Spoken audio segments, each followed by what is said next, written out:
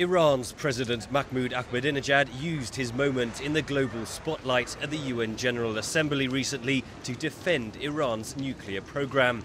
He once more insisted that it is for peaceful purposes and renewed his offer to halt the fuel enrichment program that the West fears is aimed at making nuclear bombs. At any time that 20% fuel, 20% enriched fuel can be made available to us, we will immediately cease domestic production of said fuel.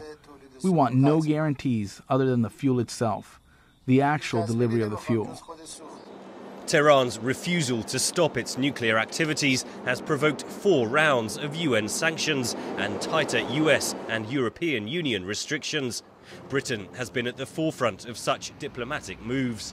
John Davies of the British Foreign Office, speaking at the analyst group Chatham House, says the sanctions have not worked. Being frank, that has not achieved the effects we wanted. Inevitably, that sanctions pressure has broadened, and more elements of it now are designed to change behaviour of the leadership of Iran, as opposed to specifically and directly targeting the programme itself. Speaking at the same event, Peter Jenkins, a former British ambassador to the UN's nuclear watchdog agency, the IAEA, said it was time for a new approach, engaging and trading with Iran to build trust. The West actually needs more Iranian oil, not less. The policy is also costing Western exporters orders which have gone to Asian competitors. China is one Asian competitor that is not letting politics interfere with trade.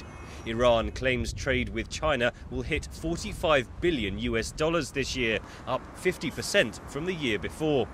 In May, Iran invited China to tour its nuclear facilities, an effort, analysts say, to create division in the UN Security Council. Athar Hussain of the London School of Economics says Iran bypasses some Western sanctions by trading with Asian powers. Well, sanctions are always blurred at the edges, and whoever imposes sanction depends on how they interpret the situation. China was never an active supporter of the sanctions against Iran. So obviously some things which Western countries would not do with Iran, China might say, well, there's nothing in it and we are perfectly free to trade. Hussain says US pressure on China to enforce more compliance with the Iranian sanctions will likely be rebuffed. Nevertheless, Britain and other Western powers insist they will continue to tighten economic and diplomatic pressure on Iran until it halts the nuclear program. Henry Ridgwell for VOA News, London.